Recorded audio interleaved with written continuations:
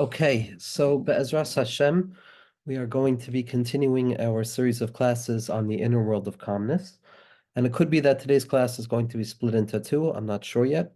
But what we're going to be speaking about today is the nature of thought and what thought does to a person, and ultimately the fact that the human being is a thinking creature. And therefore, we are born into thought, we are born into consciousness. Consciousness is not something that we choose to engage in. Perhaps it was the result of the Chet of Adam Harishon, that was the birth of consciousness or self-consciousness and thought as we understand it. But once Chet of Adam Harishon took place, we understand that we have to now look at every aspect of it and every outcome of it as fundamentally necessary to the growth of history towards the coming of Mashiach, which means that machshava, being a thinking creature, is a pre-existent thing, that we're born into a realm of reflection of the mind. It is not something that the human being is able to choose not to do. There are certain circumstances where an individual, God forbid, loses the ability to do it or is reoriented in the way that it happens, but suffice it to say, we are thinking creatures. And prior to asking the question of what is thinking, and what is the nature of thinking, and what is the nature of thought, we have to first try and orient ourselves back to what it would theoretically mean to live without thought. Because as we're going to see, and as we've seen, in order to understand the promise of Menucha, in order to understand the possibility of finding an island of calmness that exists within the storm and the rage of day-to-day life, one must first understand where we got knocked away from calmness, where we lost our step, where we entered into chaos, confusion, and busyness. And in order to understand how to get back there, in order how to understand to get back to Menucha, we have to first and foremost understand what it means to live in a world of the opposite of Menucha. That it's only by way of understanding the myriad unfolding patterns of thinking, whether it's through anxiety or anxious thoughts or ruminations, etc., only then can we find our way back up to the place that we would like to get to, which is taming those thoughts, which is living in a place with some element of shlita, some element of control or power over our thoughts. Now, again, it bears reintroducing each and every time because we're so conditioned to look at our symptoms of being human as symptoms or outgrowths of a failure, where we blame ourselves or where we fill ourselves with shame as a result of needing to work through these issues, which doubles the burden, because now not only do we have to actually do the work of being human or become human, we also now have to deal with the shame of being human.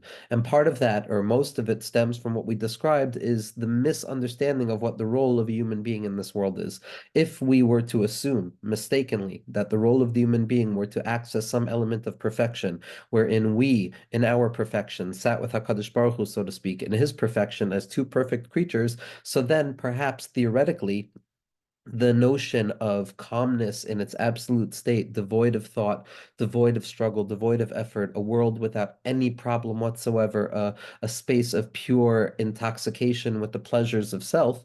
So then, yes, we can look at thinking as an unfortunate symptom, but that's not the case. That's not ever what it was meant to be a human being. There is an impossibility of that perfection. That mythological perfection places us in a place of desiring perfection, not accessing it, and then blaming ourselves for not having it. And that elevates the process that a person would want to just make their way back to perfection, no matter how artificial the means or the experience might be. With the reorientation or the intervention that not only Pnimius Torah offers, but the entirety of the Torah offers, we get to reevaluate this entire misgiven proposition that the human being was never meant to be perfect. Perfection is an absolute impossibility for the human being, and we can equate or find the synonym for perfection in whatever area in our lives we're searching for it. We all know what it would mean to live in that idealized state without the issue, without the problem, without the difficulty, without the pain, without the forlornness, etc., etc., etc. We all have that infantile, intoxicating dream or fantasy of a place of absolute shlemus wherein we uncover that we are just like God and that we can be perfect also, God forbid. We all know what that place or that desired land is in our minds. The Torah comes and says that is not something that is actually real. The only thing that is perfect is HaKadosh Baruch Hu, and HaKadosh Baruch Hu's perfection and perfectibility are beyond the mind's capacity to even begin to thematize or to think about. All we know is by way of Mechuyev Metzius, by affirming the absolute and necessity of HaKadosh Baruch Hu's existence, that is where we place our understanding of Shlemus. Our posture is we don't know what Shlemus is. We are searching for something. We are yearning towards a bettering of ourselves, of becoming more of ourselves. Perhaps one can even refer to it as a koyach hishtalmus, as the possibility of becoming better than we were in the previous moment by revealing that even imperfection can become more perfect. But either way you slice it, no matter what book that you're looking at, no matter what holy tzaddik you're thinking from, in the end of the day, the human being is ultimately imperfect. That is by design. That is by absolute necessity, not by symptom or by mistake. It is not the result of some primordial trauma that cast us down into a place of sinfulness and where we're susceptible to failure. This is the essence of what it means to be a human being. The recognition of ishlemus, the recognition of imperfection, is the fundamental choice that the human being has the ability to do. And so when we look at the symptoms of imperfection, and one of them being time consciousness, and one of them being a nature of always being late, and yes, we're going to see one of them being the experience of thinking and thought, so we have to first and foremost recognize this is not a problem. Thinking is not a problem. Thinking is not an unfortunate reality that a person finds themselves in, but rather thinking and being a thinking creature is the essence of what it means to be a human being. And yes, thinking is what takes us away from the goal that we're trying to access at every moment of our lives, which is absolute unity with HaKadosh Baruch Hu and pure menucha. But at the very same point, it's specifically by way of thinking, by way of the moach, by way of the machshavos, that we're going to come to have a deeper understanding of calmness. Because like we said by the bracha by Yisachar, that vayar menucha ki tov, the haaretz ki ne'ima, the yatzich molispol. And at that point, we understand that if a person wants menucha, if a person wants to access that secret of calmness, then what we have to first and foremost do is make the decision to relinquish the infantile perspective of calmness, which is devoid of movement. We have to enter into the process of movement, into the process of changes, into the fact that we are creatures, and as creatures, we are deficient, and as deficient creatures, we are driven towards fullness, and being driven towards fullness means leaving the place that I am at, and leaving the place that I am at means making a tzimtzum and separating myself from where I am and splitting myself, and ultimately that is the way, that is the path through which we're going to uncover the Menucha Kitov, the true secret of calmness that comes about into human experience, not outside of human experience, not denying human experience, but in the very fabric and texture of human experience itself. And today we're going to begin the conversation about the nature of thoughts as being the primary element of what it means to be a human being. And we're going to discuss at a future point the distinction between thinking and imagination, which is something that I'm thinking very much about these days and something that we'll discuss in the Shirim on Calmness. But today we're going to think about thought in its most general prescription, thought as the ability of the human being to cognitize experience through the reflection on what my senses inform me about the outside of reality, the ability to form formulations and develop narratives of how I perceive and how I judge, orient, and classify the chaotic forces of nature that exist outside of me, and how I allow them to be translated into thematizable and intelligible experience so that I can have some element of a shlita over it. That is the nature of thought. That is the tachlis of thought. But what happens very quickly with the result of thinking is that the mind is overwhelmed by the disparity of existence. The mind is immediately going to begin using its surgical devices to separate, to classify, to distinguish, and to make distinctions. That is how thought works. Thought is a byproduct of tzimtzum, as we're going to see the very nature of tzimtzum, that HaKadosh Baruch Hu, so to speak, contracted himself. In the writings of the Maggid and his Talmidim, Zchusei Mirgid Aleinu, the greatest example, and in truth, not only the greatest example, but the greatest replicative experience of that process that we understand in the writings of the Arizal of Tzimtzum is a process that is experienced in thinking, that thinking is the Tzimtzum, that the Chachma itself, the thematization or the intelligibility applied to things, which means the application of measure and distinction and the possibility of naming and identification and separating the unified flow of all things to break it down into categories. This is the work of thinking. This is the act of a tzimtzum. And so, first and foremost, the human being in order to thematize reality, in order to make some sense of reality, it first and foremost has to accept a very simple postulate that there is distinction, that there is separation, that there is something that is not singular. Because in the place of singularity, in the place of absolute unity, thought is not the tool that has the capacity to capture that experience. Thought is something that can only perceive something that is split. Now, it might just be two. A person can reduce their thinking back to just two options, but in the end of the day, thought can never enter back into that place of absolute unity that rests beyond the tzimtzum that gives birth to the splitness of reality. Achas dibra Elokim shtaim zu shamati. Only HaKadosh Baruch Hu has access to that machshava achad, to that place of the absolute thought in all of its unified form. A human being has access to it, as we're going to see, by way of emuna, but that comes about by sacrificing the need to know, sacrificing the need to identify and to grasp, as we know that when it comes to the infinite or our understanding of the infinite, we have a language of leis machshava tvisa beklal, that machshava, thinking, is not going to be the tool that gives me access to that place of unity, because thinking is always split, because split is always something that can now be classified as separation. The origination of thought begins with a kasha. The origination of limud in a sugya, of the process of iyun, begins with seeing a split at the heart of some element of a previously held unity. And so the splitness of experience and the splitness of reality is ultimately going to be the motivating engine that drives thinking. And so thinking is the attempt to classify, but thinking is also by definition entering into a place of something that is already split, which by definition, as we've spoken about already, is the opposite of menucha. Menucha is everything being in one place at once. And so we see that if thinking is a splitness, which is the result of its symptom, which is taking something away from its previous unity and creating at least two sides of things, which means that there now has to be a relationship between one side and the other, that means that the thing, our I, can no longer remain in my singular place, because now I have to bridge connections. So by definition, I'm sorry I'm using the word definition so much, but it's the nature of talking about thinking. They're humble definitions that are not actual definitions. They're just attempts to describe the process in a certain element of reflection. But by definition, we see that thinking is the exit away from menucha. If menucha is everything at once, thinking is already a splitness, because machshava can't bring me back to that absolute unity. So thinking already takes me out of a place of calmness. The mind, if one can imagine it in a pictorial or imaginal way, that in a state of calmness, the mind would be tsalul. It would be a still aspect of water. It would be a stillness. It would be no shifts, no movement, whether it be by way of time or whether it be by way of space, as we've discussed already. As the Baal Shem Tov says, that all tenua, all movement, all shifting, which is the opposite of menucha, or the apparent opposite of menucha, is dependent upon time awareness and spatial orientation, both of which we've discussed as being the birthplace of human experience in this world.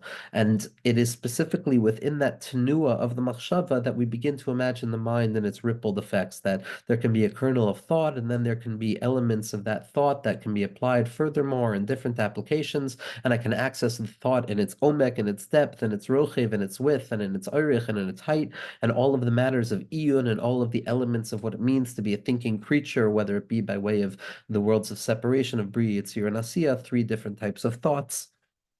Whichever way it's going to be, the mind in its act of thinking is rippled and it's chaotic, and there are storms and there are waves, because there's a separation between the singular clear water and in calmness, in a state of menucha.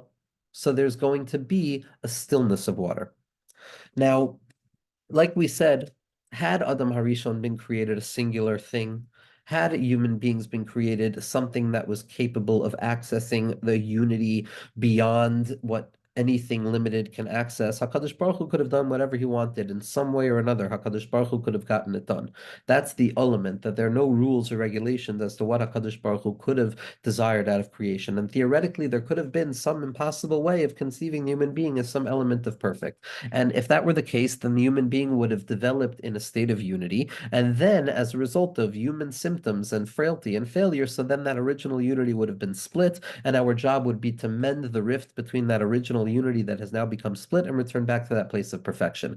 That would have been theoretically a good enough starting point for those who claim that human perfectibility or absolute calmness is the goal of human beings, which the Baal Shem Tov says is obviously not, as based on all the tzaddikim, because tainug tamidei eno tainug, a perpetual experience of anything other than the process of change and stillness is going to grow tiring. Nobody wants absolute perfection other than the theoretical and theological, philosophical, psychological issues and symptoms that stem from such a notion. And so we see, thankfully, that already by the creation of the human being, already by the creation of the human being, by no way of accident and by no way of symptomology of some primordial fall, the human being is already split. There's a splitness at the heart of what it means to be a human being, as we see in the Tanya Kadisha, Nefesh HaBahamis and Nefesh HaLokus, as we see in terms of relating to God, Yichud Ilah and Yichud Tata, Yetzer HaTov and Yetzer Hara, Adam 1 and Adam 2, all of the different splits that occupy human experience.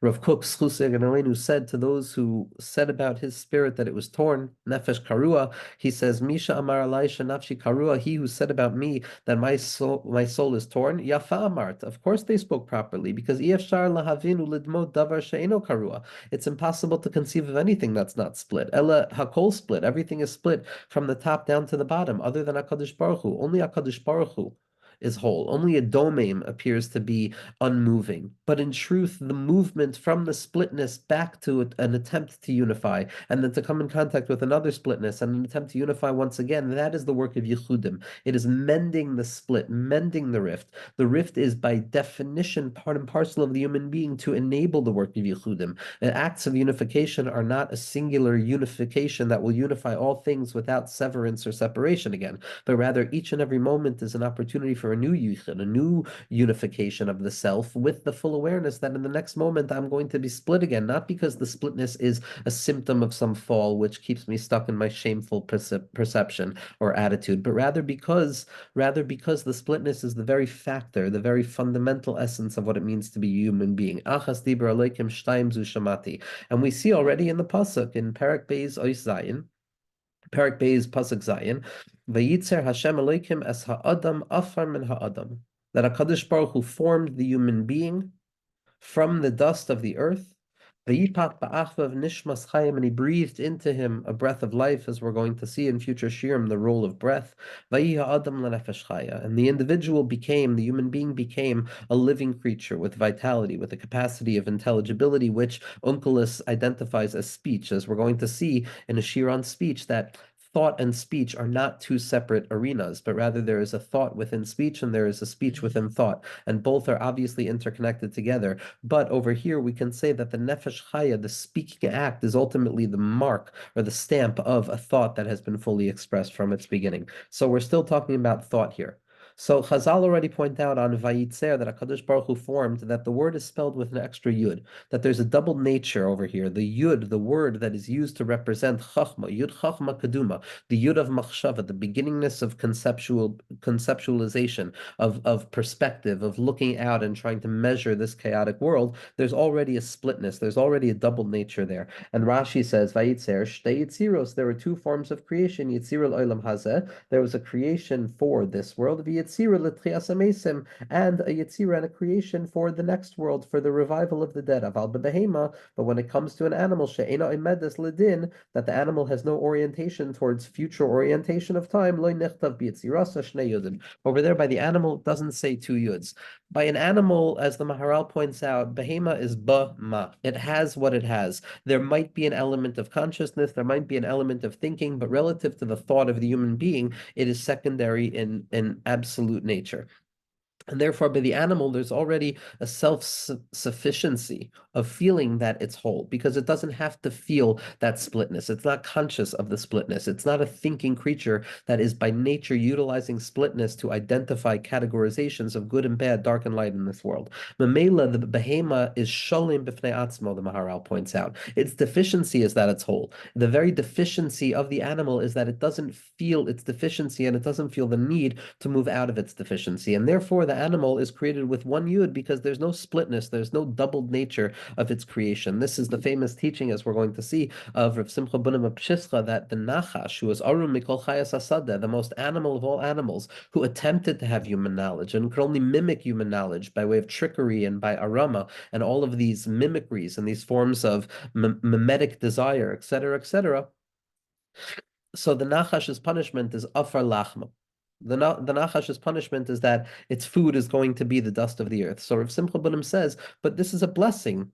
The Nachash doesn't have to search after its food anymore. The food is everywhere. We suffer because we're searching for things. The Nachash doesn't have to search for anything. But Zakt Rav Simcha Bunim that there's no punishment greater than this. There's no absence greater than the lack of the ability to own and understand and utilize the splitness that occurs at the heart of the self for the betterment of the self, so that I need to perpetually be in a state of moving closer to HaKadosh Baruch Hu, never feeling that I'm close enough, never feeling that I'm perfect. And the punishment of the snake is that it has this hargasha of shlemus, it has this sense of shlemus like that singular yud of the behemoth. But the Adam is created with two yuds, and that splitness of the yud is representative of a splitness of experience, the two methods in which I'm going to look at reality, whether it's going to be with a focus on the here and now, or whether it's going to be with a focus on the future orientation, which allows me to tolerate the shifts and the changes of the here and now for the sake of some future orientation, as opposed to a present focused nature, which is only one yud, which has no capacity of future orientation and consequential thinking, which is a byproduct of thought,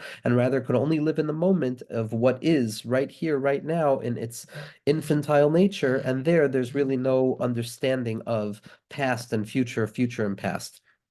Rabbi Nachman, in the 49th teaching of Likutei Moharan, looks at this teaching and brings us into contact with how this splitness, how this double nature of the Yud really expresses itself in the life of a human being. So Dr. Rabbi Nachman as follows. Rabbi Nachman says in the 49th teaching in the first os that Ikar Hayetzira Haisa B'Chachma, that the essential creation of the human being, which takes place by way of the tzimtzum, which takes place by way of the emptying out of HaKadosh Baruch Hu's full presence, as Rabbi Nachman begins over here, that there's an emptying out, there's a tzimtzum, so to speak, which creates a split nature. It creates one side and two sides. Now that there's an empty space, there is one side of the empty space and two sides of the empty space. And it's in that space nature of things, that splitness, that HaKadosh Baruch Hu creates the world, and that is where we experience our emotions, in that emptiness of self, which by definition breeds a duplicitous nature of self. Halev hu hayetzer hatzayer shel amidos. The heart is in truth the place where the emotional tendencies, that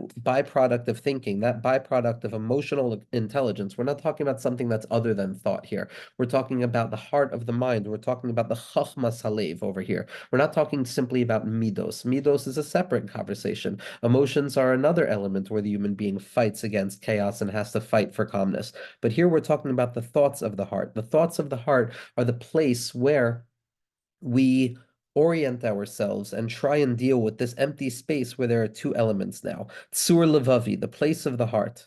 And Rabbi Nachman says as follows, and there are two ways in which the heart can form experience. Is yetzira letav, there is a creation for good. Letav ulebish, and there's also a creation for negativity also. Kamosha Amru, as Chazal have told us in Daf Samach Aleph in Brachos, Vayetzer, that HaKadosh Baruch Hu created the human being, b'shnei yudin, with two yuds, as Rashi brings down. Why? V'heim shnei yitzarim. And Rabbi Nachman says these two yuds, this tzayer, this formation, are the two elements of the human being, the Yetzer HaTov and the Yetzer Hara, this split nature of experience, which is a byproduct of being a thinking creature, which, as we're going to see, is a byproduct of eating from the Eitz HaDas, Tov v'Ra, that the nature of Das, the nature of knowledge, or the accessibility of thinking for any elemental purpose, is always going to bring a tov and a ra. There are two forms of creation over here. There are two experiences. There is a yetzer hara and a yetzer hatov. Hainu machshavos tovos, machshavot tovot, right? Machshavot tovot. Ay, machshavot tovot, heim yetzer hatov. Those good thoughts, those positive ways of thinking, those clarified ways of thinking about the world is the creation on the one side. Umachshavos ros, heim yetzer hara. And machshavos rots are the opposite side. So a complete reorientation to what it means to orient ourselves to the drives, to the Yetzer HaTov, Yetzer Hara, as if they're embodied elements that live within us. There is certainly a perspective to view it as that, especially from a midos perspective. But from a machshava perspective, it's nothing other than the tendency of thought to look at the world in a positive way or look at the world in a negative way, to think openly about experience or to think in a closed way about experience. And these negative thoughts, says Rabbi Nachman, pollute that halal hapanui. It pollutes creation, where all of the emotions are going to be born, just as the positive thought will irrigate the place of creation so that positive thoughts can develop. So we see already that this doubled form of creation is the doubled nature of thinking, that to think is to split, and to split is to already lose sight of that menucha because I don't know how to think. If there are multiple options of how to think, if there are multiple ways of how to judge reality, if there are multiple ways of how to look at reality, my mind is on a certain level always questioning, always grappling with which is the right way. Is it this or is it that? Is it that or is it this? And the mind is always jumping from one place to the other, never calm, never singular in its nature. Rabbi Nachman explains the nature of thought as follows. So after Rabbi Nachman describes the splitness of this experience, so Rabbi Nachman now is going to give us an insight. I'm sorry, it's not in Chaim, it's not in Sichos Haran, it's in Chaim Haran, I believe. That once Rabbi Nachman is going to give us an insight into the fact that to be human is to already be split into the nature of thought. So Rabbi Nachman is now going to explain to us that thought is literally never at rest. I don't know if I'm going to be able to find the Makor right now. Unfortunately, I had it a moment ago. Here. Okay, Beseder. So in Chaim Haran Os Mem Dalid. So Rabbi Nachman is now giving us a deeper perspective of what the nature of thought is. And with regards to what's described in Likutei Moharan Tinyana, Siman Nun. That the human being has capacity over their thought. We haven't gotten to this point, but the solution that Rabbi Nachman is going to give for finding menucha at the heart of the chaos of thinking is going to be our ability to control our thinking in one way or another. But first, like we said, before we get to the solution, we have to get to the nature of thinking itself. Rabbi Nachman says as follows: Shemachshava nivreis shelo tihiyeh nachal olam. That thought was created so that it should be in a state of perpetual movement, never in a moment of rest, never in a moment of stillness. It is like the thing that never stops moving in clocks. It is referred to as whatever the part of the watch that continuously moved, umroa. I don't know exactly what it's referring to. The part of the clock that is perpetually moving, she'eno nach la'olam, that never rests, the second hand, on one level or another, that there is a perpetual movement. That is the nature of thought. Ba'afilu b'shas shena, even when a person feels that the thoughts are not moving, even when a person thinks that thoughts have stopped, thoughts are perpetually moving. The mind is always in a state of movement. Except when a person is actually sleeping, at that moment they forget about what they're thinking. But in truth, the thought is never resting. There is never a time where the mind is not thinking. And therefore, as we're going to see, we gain access to the secret of how to calm our thoughts. But first and foremost, we see from Rabbi Nachman that the very nature of thought is that it is in a state of perpetual motion. That means that it is never in a state of menucha. Because to be human and to try and even orient ourselves to the nature of thinking is to be accosted by the nature is that I don't know what thinking is. That often I tend to look at reality as if I have a tabula rasa, a clean slate of which I can paint my judgment of the scenario, as if there were an actual halal hapanui in the mind that allows me to choose and activate a thought or access a thought. But the truth of the matter is that we've never learned to empty our minds. And our minds feel empty simply because the thoughts are moving so quickly that they appear to be standing still, like a tire on the road that's rotating so fast that it looks like it's not moving whatsoever. Our minds are never empty. They feel empty because the thoughts are moving so quickly and the loudness and the noise of the thoughts are so overwhelming that we've learned to deafen ourselves to it. We've learned to close our ears, to be soisemes ha'oznayim from the kol hamoina, from that vast noise that emerges from all of the thoughts and judgments that are available to my mind in any given moment. So we remain convinced that our minds are still, but in truth, our minds are in a perpetual state of moment. All it takes is the exercise to try and be mitzamsem the mind. If a person tries to actually contemplate what it is that they're thinking, what they'll come to realize is that in truth, the mind operates like an 8-lane freeway, which each and every lane carrying thousands and thousands of vehicles in their anonymity, which are creating certain narrative structures. And all of those cars are developed over time and developed in real time, externally, internally, from above, from below, from the past, from the future, from the present moment itself. All of the variations of nature and nurture in their expressive forms, all of those thoughts are rotating and rushing through our heads at any given moment, but we're not bothered by them because we've grown accustomed to live with the burden of the heaviness of thought, which is so heavy that it begins to be impossible to hold. And when I stop holding something, I realize, wow, it feels light. So in truth, we haven't gained control of our thoughts. We've simply stopped trying to think. And so when a person tries to focus in on one particular car, the mind is going to be overwhelmed by all of the other cars and all of the other thoughts that want to be thought. And so when a person pays attention to the nature of thinking, one comes to realize, as Rabbi Nachman says, that it's never at rest. It's never at rest. It's never still. There's always a doubled nature of thinking. It's this or that. It's always option oriented. It's always split in its utilization. And again, that reminds us that the heart and the experience of the human being is to experience the split nature of machshava and to attempt to tame machshava and to then use machshava to get back to a place prior to machshava, before machshava. To bring it back to the narrative of the Chumash, we can see once Hakadosh Baruch Hu creates Adam Arishon, v'yetzer Hashem Elokim es Adam afer min Adama, that Hakadosh Baruch Hu creates the human being with this split nature of thinking, with this nishmas chayim, which is the ability to speak, which is the ability to identify distinctions, etc. V'yita Hashem Elokim gan be'eden mikedem. So Hakadosh Baruch Hu creates a place within the mind, Eden mikedem, chachma kaduma, that place of the stillness of thought. It's not absolute stillness because by definition, thought is splitness, but it's a calmness within the splitness. Began Eden Mikedem, there was a calmness there. There was a place of thinking where, yes, I'm able to own the fact that I'm a human being and that my thoughts are never going to be still, but I have the secret of being a human being, which is choosing to only look at one thought, pretending that it's still, pretending that there's no options of thoughts and focusing in on one particular thought. That is the access point of Gan Eden Mikedem, that place that continues to exist in the mind of Eden, of that desired place of calmness. It's not still, it's not singular, it's not unified to the degree that it's a tainug to me, the eno tainug. It's not the death of thinking, but rather it's holding thinking in its precision point where thought can pinpoint the experience and allow me to remain focused on something. That was the Eden Mikedem. The Yasim Shamesa Adam Asher Yatzar, and HaKadosh Baruch Hu put him there.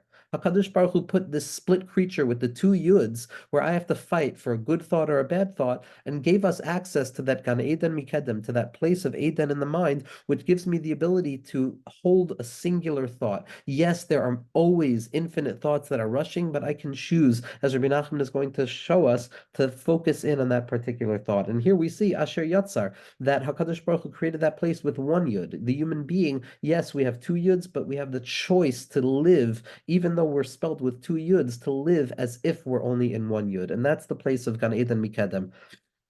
And then, once HaKadosh Baruch Hu reminds us that that place exists, Vayitzmach Hashem Elokim min ha'adam kol eitz nechman l'mar v'toiv l'machal v'etz ha'chaim t'chagan v'etz hadas tevera.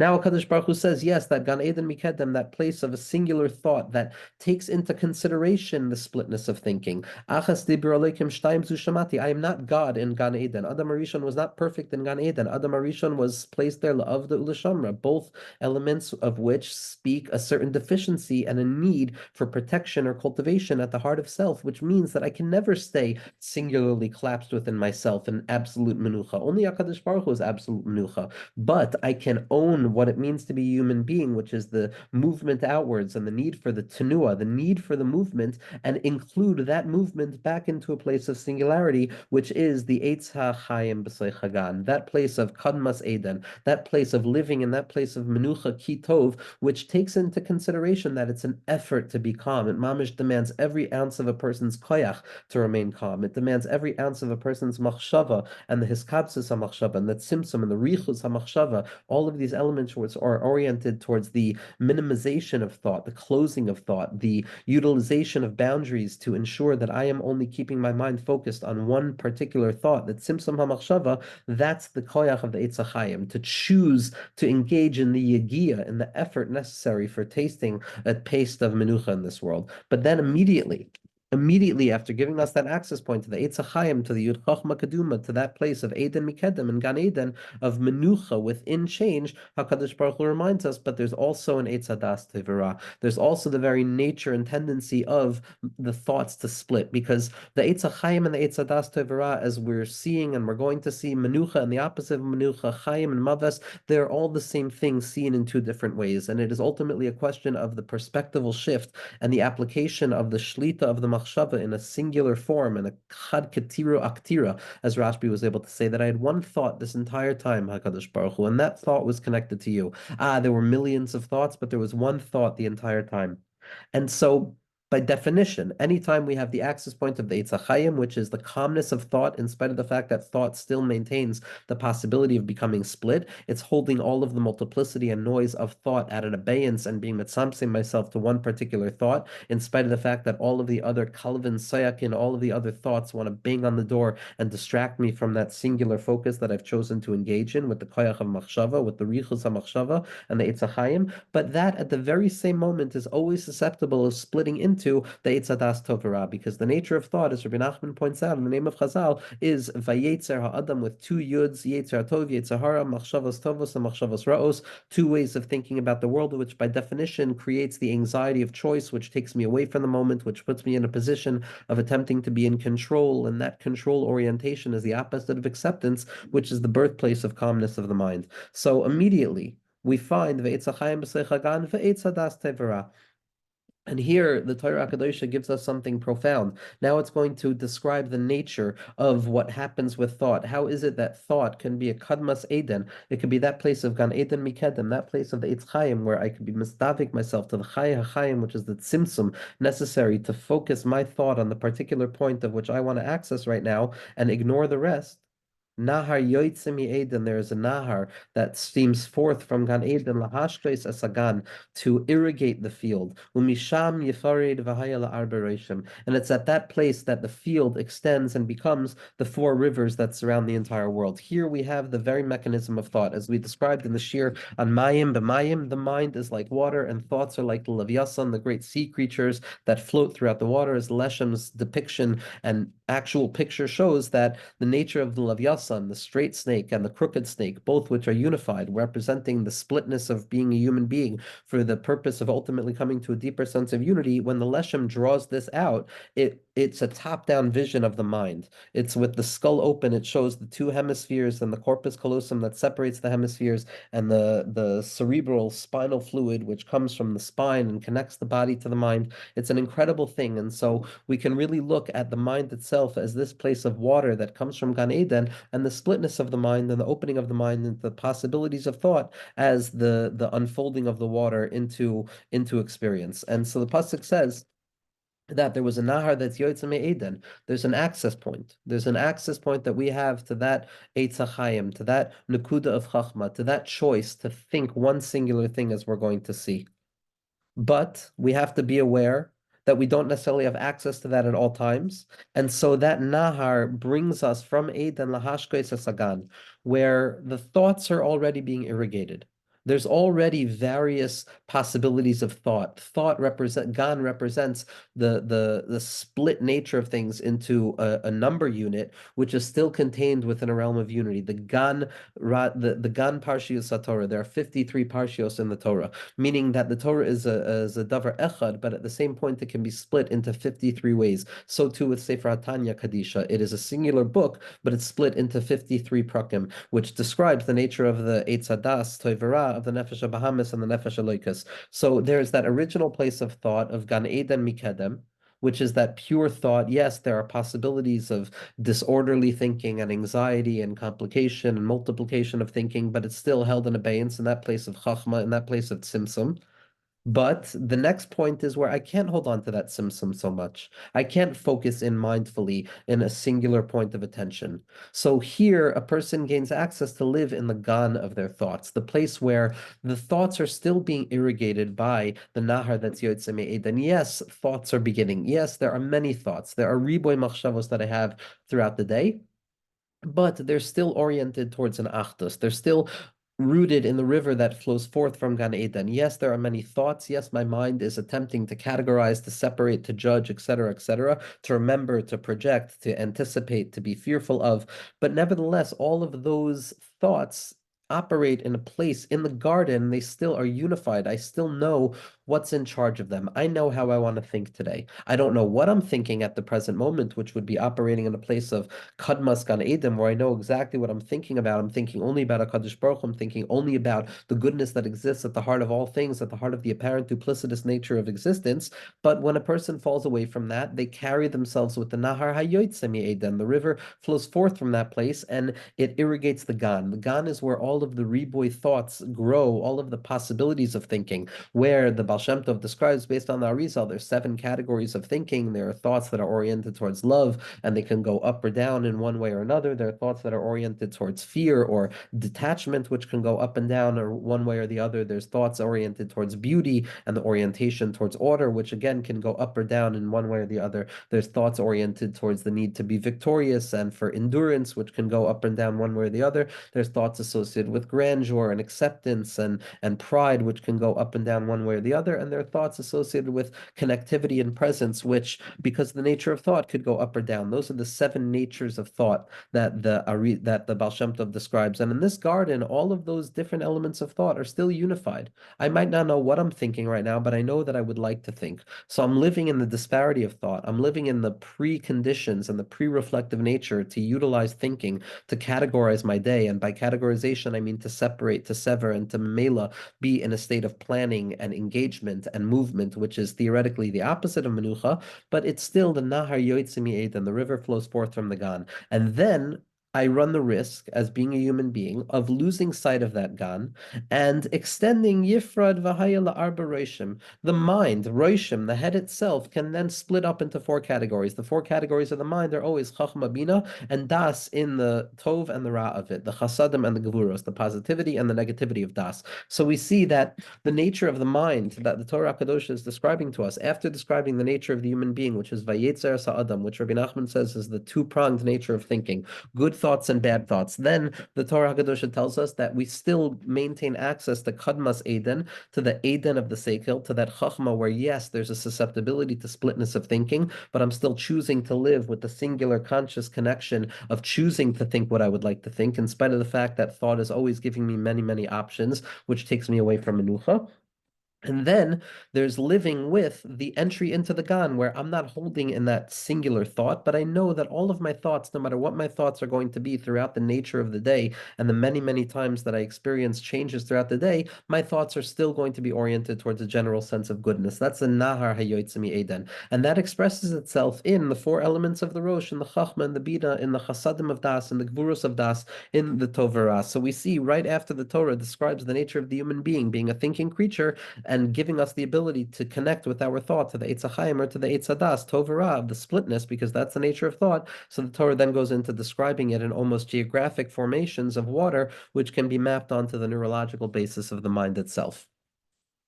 The Baal Shem Tov gives us the beginning of an answer as to how a person can begin to find calmness at the heart of thought.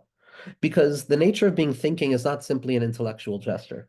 If it were reserved to the mayach, if thinking were reserved to the mayach and it just remained some cold, isolated way of looking at the world, as if there were other options of accessing reality beyond thinking, so then thought could be analyzed in its isolation, and thought could be studied from a perspective of philosophy, which is the love of wisdom, an obsession with wisdom, an idealization of wisdom, an idealization of the human capacity to construct and divide and to create categorizations, which give us a power of, that's really the desire of the Eitz Hadas Tevera, of Vahayisa Ke'elokim, the nature of thought, of Livros Elamos, the ability to create worlds, as the Baal Shem Tov says, that we do with our thoughts in a way of Ruchnias. So that taiva is what gives us the desire to live in the abstract realm of thought alone. But experience teaches us that we cannot treat thinking as something that is separate and apart from the very fabric of the human condition, because thinking animates every element of ourselves. And as the Torah Kadosha described, and Rav Tzadok describes in an incredibly proficient and expressed way, which is an entire theory of thinking, as all of Rav Tzadok's writings are, the very nature of thought. What is actual machshava? Machshava is not the thoughts of the mind necessarily, but rather machshava is the thoughts of the heart. The heart is not simply an emotional area disconnected from thinking, obviously, just as the heart, the physical organ of the heart, has nothing to do with the emotional experience, but rather there is the element of emotions within the heart. There is a place within the mind, the heart of the brain, as the neurologists are beginning to speak about, the heart of the brain, which puts me in a place of emotional thinking, of emotional intelligence, of relating to the world. But that necessity of coming on to emotional thinking was the recognition that thinking informs how I feel about reality. Thinking is not some idealized experience that takes place outside of reality. My thoughts inform every aspect of my life. My thoughts descend down, down, down, vayu la'arba roshim, and they surround the entire body. They surround all of the different elements of self, those four rivers of the Chachma Bina and the gvurus and the chasadim of das, which split into the four categories of the mind, that goes down and it irrigates the rest of the world. It surrounds our emotions, it surrounds our lived experience, our orientation towards our body. And the way we came to realize this is that why does it hurt so much? Why are the emotions and the experiences so out of whack? And it turns out because the thinking is out of whack. The thinking is unhinged. The thinking is where the problem might be at. And ultimately, in the recognition that the thinking is where the problem might be at, then we have the ability of being mamtik that thinking. We have the ability to learn to gain control over the machshava. And the way that Rabbi Nachman and the Baal Shem Tov teach us, so Rav Tzadok says that by coming in contact with the harshness of thought, with the severity of thinking, and the effect that splitting existence and categorizing existence and always walking around the world with the desire to think one way or the other, which takes me away from myself to respond to all of the roaring waves of thoughts that are always in my mind, it takes a person out of themselves. The opposite of this world is menucha. To be a thinking creature means to be susceptible to the absence of calmness of the mind, as Rav Tzadok describes so powerfully in the first teaching in Resisei Laila, that to be human is to be in a state of discomfort, because discomfort emerges from movement. This world is a place of movement. It is a derech, it is a path. It is not a singular place. It is not a place where one can sit sturdily without the desire to move, but rather the entirety of life is oriented towards a derech, and a derech implies a movement from one place to the other. Tnua, movement of the mind, the endless movements of the mind, the endless motivations and ruminations of self, which take us away from ourselves, which cause us pain, because when I'm here, I'm not there, and when I'm there, I'm not here. And it's always a perspective, as we're going to see, of the anxiety of not being enough and not being able to find the enoughness that exists within ourselves at every moment. And so the nature of thought, Rav Tzadok says, is the very thing that takes us out of menucha, to the degree that we look on a certain level. Chazal identified the cessation of thinking, death or brain death, as noyach nafshe, that there's an actual comfort that arrives to the mind, because ana meyona loy kavanis, my mind has never paid attention, because my mind is always perpetually in opposite directions. And so when we realize that thought is far more than just some isolated element of experience, and far more the ground upon which we actually develop and cultivate our relationship to ourselves, to others, and to HaKadosh Baruch Hu, so working on thinking becomes far more imperative.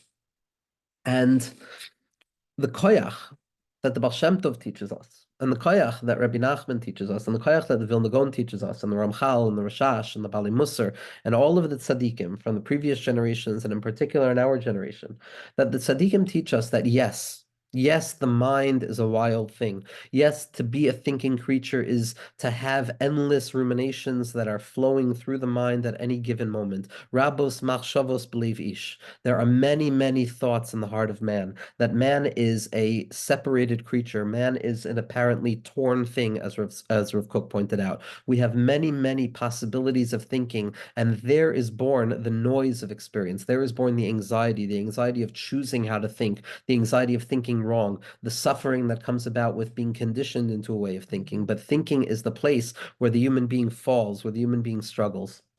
And the Eitzah that Rabbi Nachman says is to stop trying to still the mind. Stop trying to quiet the mind.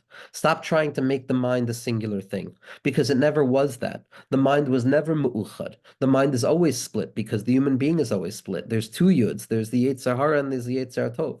Instead of trying to calm the mind to the degree that I empty the mind, let me be mitzamse my thinking. Let me choose what I would like to think about. Let me close off my mind to the degree that I am now singularly focused on a particular point of an iyun, that I'm paying attention to something with einei haseichel and being mitzamse my machshava. And in that koyach, I have the choice of what I would like to choose to pay attention to. What thought would I like to operate with right now? Which derech of thinking, which meleches machshavas is going to be the path necessary in this moment?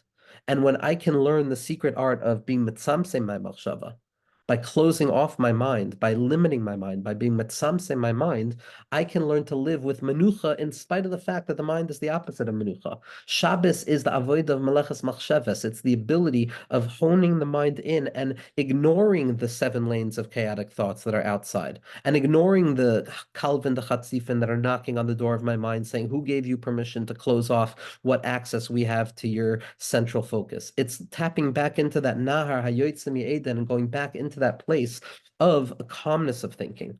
When Adam Arishon is kicked out of Gan Eden, as we're going to see, there's a lahat acheref hamisapeches that's placed in front of him, blocking him from ever returning back into Gan Eden. And that lahat acheref hamisapeches, that perpetual shifting and turning, and the not knowing what is what, not knowing how to think, not knowing what to think, the non-stop nature of the mind and its ruminations and its capacity to judge and separate and be stuck and to consider and to mourn and to be stuck and to consider all of those riboy machshavos and the tirda of the machshava, the tirda of the derech, the thing that exhausts the individual, that maha olam chaser menucha, that to be in the world, to be a creature in the world is to be a thinking creature with two yuds, and to be with two yuds is to always be perpetually running back and forth between one wood to the other, one yud to the other. That is the opposite of menucha. Ba Shabbos ba menucha. Shabbos is the ability to be mitzamtzim machshava. Shabbos is the ability to choose to close my mind off as if there is only one singular thought, to choose, as Rabbi Nachman says, to see only the good.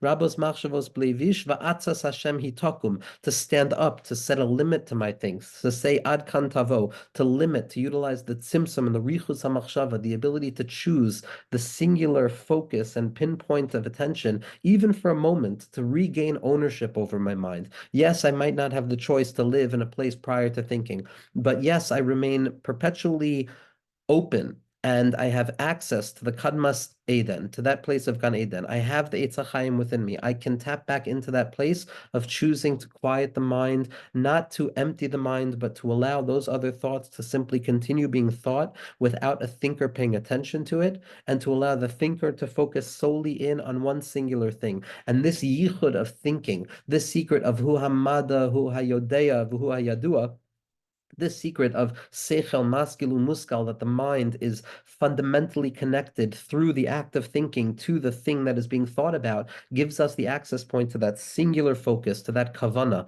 to that choice to live outside of the rapid shifts. The lahat tacher misapeches is not simply something that blocks us from re-entering Gan Eden outside of ourselves, but what Rav Avram Abulafia and the Kadmonim point out is that the lahat tacher misapeches is the mind itself, that it's the never-ending, non-stop movement of thinking.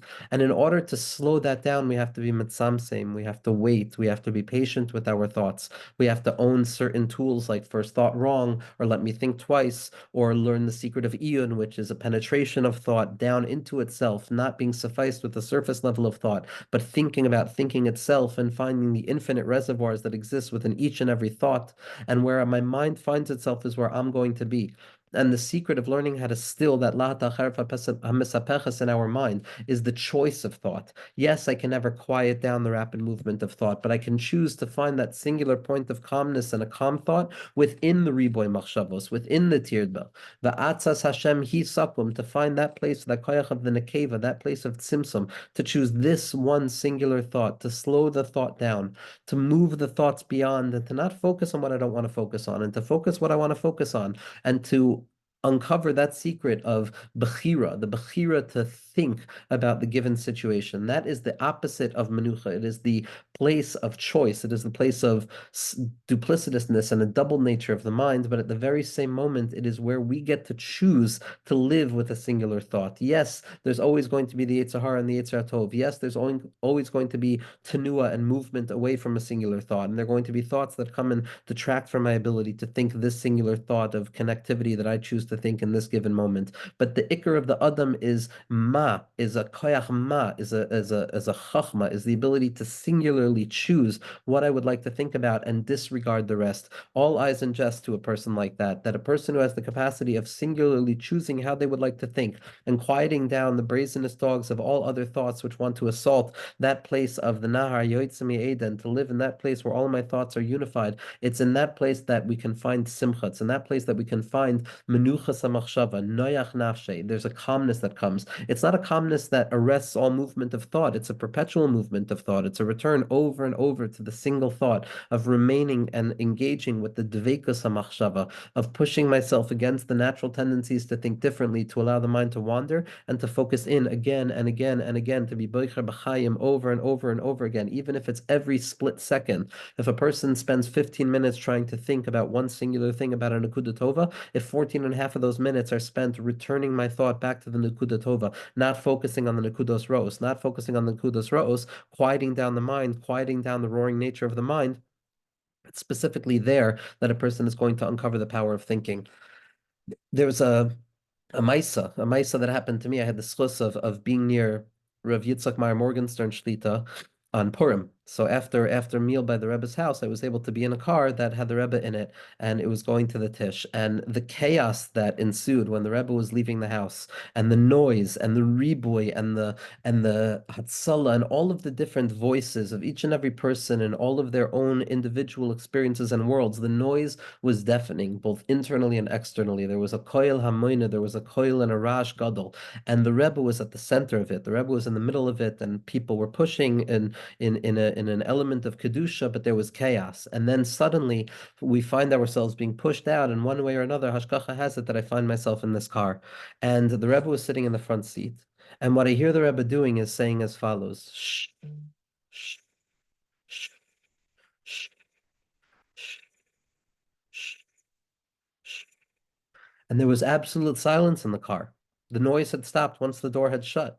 But here the Rebbe was saying, shh, shh, shh. And that silencing of the noise, what I could only imagine in my own understanding, was similar to what the stories say about the Mittler Rebbe, about the Rebbe Rashab, that before they gave Torah over, there was an act, there was a moment where they would say Shah, Shah, Shah, Shah, a quieting down of the mind, a focusing in on a singular point of the mind, a focusing in, a Shah, Shah, of allowing the mind to quiet itself down, of silencing the noise, taming the noise, not viciously throwing the noise out, not trying to grab every vagrant thought by the lapels of the shirt out of the security and the sanctuary of the mind, because it's noisintan lefgam. Once I'm following the other thoughts, I've already lost. I'm no longer focused on the singular thought in front of me. But it's specifically to tame them, to give them koyach, to give them a place, to recognize, yes, the mind is a perpetually moving thing, but not to be scared by the movement, not to allow the movement of the mind to take us out of the capacity of menucha, but rather to allow the perpetual movement of the mind to give us the perpetual opportunity to choose menucha, to say shah to ourselves, to say shah to the inner noise, to say shah to the riboy hamachshavos, and to choose that singular machshava of einoin malvado, of menucha kitov. And in that place, a person uncovers the secret of menucha. In that place, a person is able to transform the Yetzer Hara from a toiv to a toiv ma'oid, that it's specifically the riboy machshavos and the noise of the mind which gives me the ability to choose to be mitzamse my mind. As Leshem says in Sharapoin Akadim, that the koyach of the mind is always a koyach of gevura. It's always severe. I'm always closing something off, because if I were to open my mind completely, then there would be no thought. It would be absolute menucha, devoid of any change, which is an impossibility. It would be the notion of perfection without imperfection, which is an absolute kvira. And by nature, the human being is a ben adam who has to choose the tirda of the machshava, the viyat shechmo lispol. What sits upon the shoulders is what sits upon the shoulders is the machshava. And I'm thinking right now that the Arizal says that the das itself, that splits into two in Toivara, expresses itself downwards onto the kaptayim, onto the shoulders themselves, so that the right shoulder is the place of the chasadim the das, and the left shoulder is the place of the gvuros the das, and we're going to see how this is connected to the neshamas of Kain and Hevel be'ezras Hashem next week. But we see that the das, to be a bardas, means already to have to gird your shoulders, to burden your shoulders with the tendency to take the mission necessary to find calmness, to choose calmness, b'char b'chayim.